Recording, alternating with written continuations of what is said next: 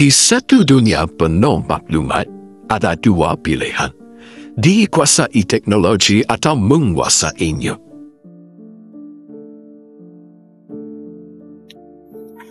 Kenapa aku rasa makin sibuk tapi makin kosong?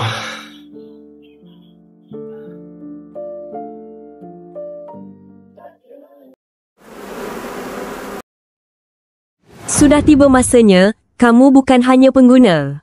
Kamu pencipta masa depan.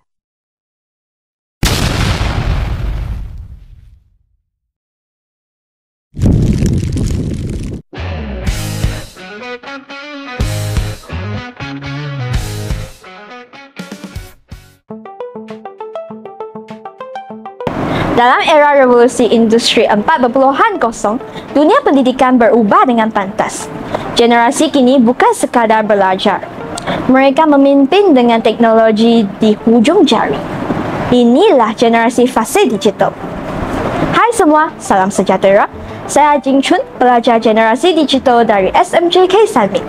Hari ini, kita akan meneroka bagaimana teknologi mengubah cara kita belajar.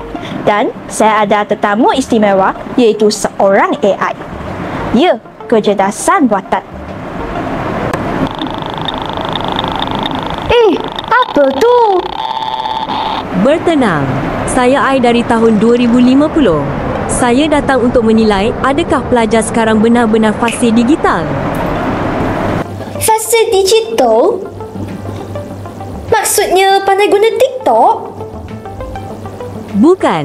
Fase digital bermaksud bijak guna teknologi untuk belajar, mencipta dan berkomunikasi dengan bertanggungjawab. Ia termasuk celik aid, keupayaan menyaring maklumat dan kreativiti digital.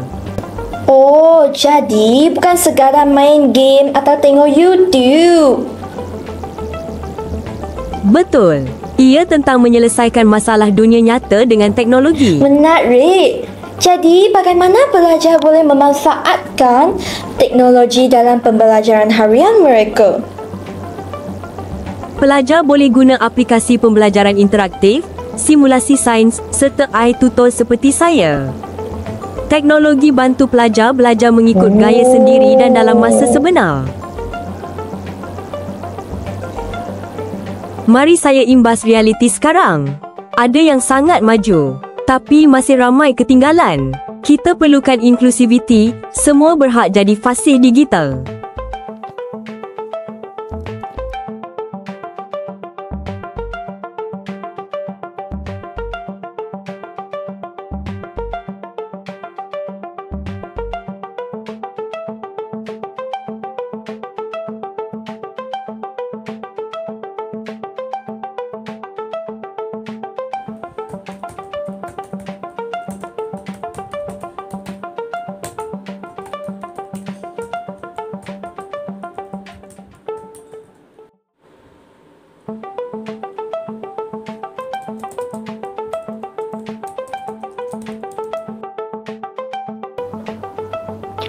Saya tidak sedar bahawa kehidupan sebenarnya telah menyatu dengan teknologi pada masa kini.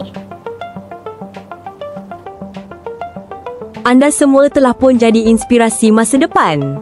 Bukan sahaja tunggu perubahan, kalian cipta perubahan. Kami akan terus belajar dan berkongsi ilmu.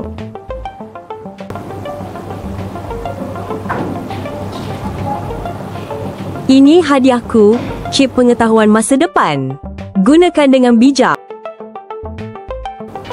Terima kasih. Generasi hari ini Sama-sama. adalah peneraju esok. Dengan teknologi sebagai alat, pendidikan menjadi jambatan menuju kejayaan. Dunia berubah dengan generasi yang bersedia. Jadilah generasi yang fase digital dan cipta kegemilangan sendiri. Sekian, terima kasih.